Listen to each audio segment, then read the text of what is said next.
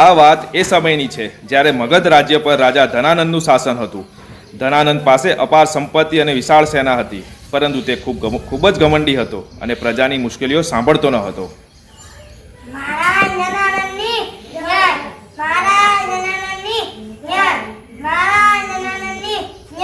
આખા ભારતમાં મારા જેટલું તાકાતવર કોઈ નથી. મારી પાસે ધન છે, મહેલો છે, સેના છે. સાચી વાત કીધી મહારાજ. આખી દુનિયામાં તમારી શક્તિશાળી તો કોઈ નથી. તમે જ મહાન છો. આપણા રાજ્યમાંથી એક નાની છોકરી તમને મળવા આવી છે. તેને અહીં હાજર કરો. હાજીરો. પ્રણામ મહારાજ. તમારા સિપાહીઓએ અમારા ગામનું ઘર વધારી દીધું છે. મારા પિતાજી આખો દિવસ મહેનત કરે છે, તો પણ અમારા ઘરમાં પૂરતું અનાજ નથી. કૃપા કરી કર ઓછું કરો. કર વગર તો રાજ્ય ના ચાલે. હું કર આપવાની ના નથી પાડતી, પણ આટલું બધું કર. શું તું મને નીતિ શીખવાડીશ? સૈનિક અને બાજુમાં બેસાડી દો. હવે કોઈ મારાથી મળવા માંગે છે? કોણ? એક બ્રાહ્મણ. તેને અહીં હાજર કરો. હાજીરો. મહારાજ આચાર્ય ચાણક્યના પ્રણામ. આપણું ભારત દેશ નાના નાના રાજ્યોમાં વિભાજિત થઈ રહ્યું છે, અને આવા સમયે અમુક એક ને એક દિવસે બીજા દેશના લોકો, સેનાપતિઓ, સૈનિકો આ બધા આપણા ભારત દેશ ઉપર આક્રમણ કરશે. આવા સમયે બધા રાજ્યના રાજાઓએ ભેગા થઈને નિર્ણય લેવો જોઈએ. મને કોઈ રાજા કે બ્રાહ્મણની જરૂર નથી. હું ને મારી સેના જ એમની માટે કાફી છે. આમાં એકતાની જરૂર છે. મેં આજે હમણાં જ જોયું કે એક નાની બાળકી તમારે ત્યાં ન્યાય માંગવા આવી હતી, પણ તમે તેને ન્યાય ના આપ્યો.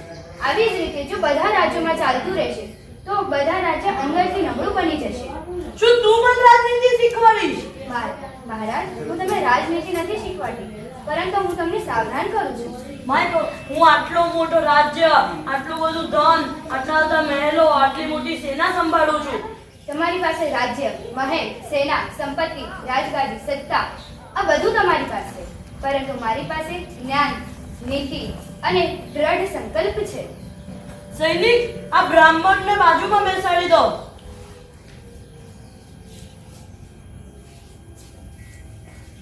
મહારાજ, આચાર્યજી સાચું કહી રહ્યા છે. આચાર્યનું અપમાન ના કરે. સૈનિક, આ બંનેને બહાર કાઢી મૂકો, બ્રાહ્મણની ચોટી પકડી. મહારાજ, હું ખાલી તમને સાવધાન કરતો હતો.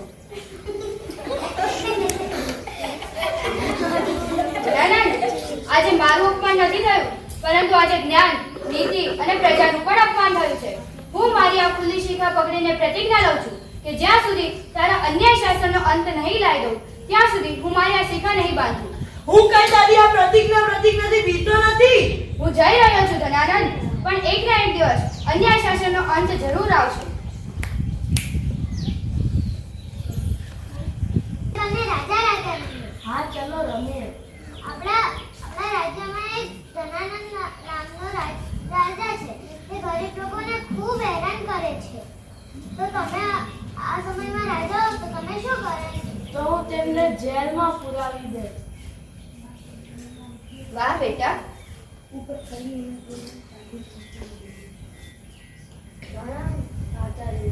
તારું નામ શું છે? મારું નામ ચંદ્રગુપ્ત. તને હું એક પ્રશ્ન પૂછું, તો જવાબ આપીશ? હા. જો તું અત્યારે રાજા હોત તો તું સૌથી પહેલા શું કરત? તો હું લોકોની મુશ્કેલીઓ સાંભળી, તેમને યોગ્ય ન્યાય અપાવી અને તેમને મારી સાથે રાખી. શું તારે રાજા બનવું છે? હા, મારે બનવું છે. પણ રાજા બનવા માટે કઠોર અભ્યાસ કરવો પડશે. મારે અભ્યાસમાં શું કરવું પડશે? બસ તમારે અભ્યાસમાં આખો દિવસ નહીં રમવાનું, નહીં વિશ્રામ, આખો દિવસ અભ્યાસ અભ્યાસ અને અભ્યાસ જ કરવો પડશે. હું મારી માતૃભૂમિની સેવા માટે કંઈ પણ સહન કરવા તૈયાર છું. તો ચાલ, હું તને તાલીમ આપું.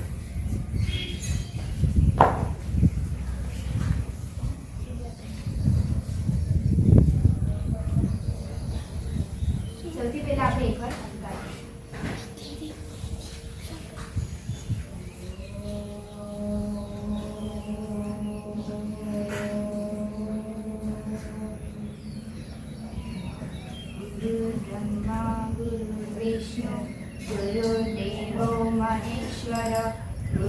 સાક્ષાત પરબ્રહ્મ તસ્મૈ શ્રી ગુરુવે નમઃ. હવે હું તને શસ્ત્રની વિધિ આપું.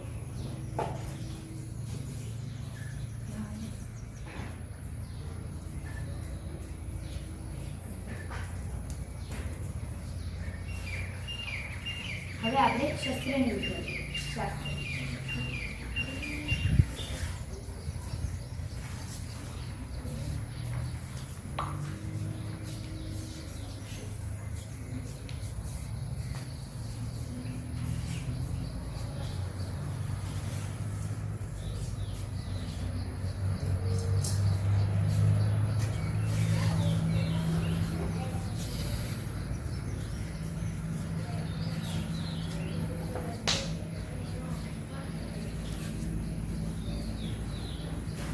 આવી જ રીતે ચંદ્રગુપ્તની તાલીમ પૂરી થાય છે.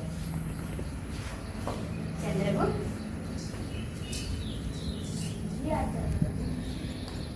હવે સમય આવી ગયો છે અન્યાય શાસનનો અંત લાવવાનો. હવે એ જ અન્યાય શાસનનો અંત તારે જ લાવવો પડશે.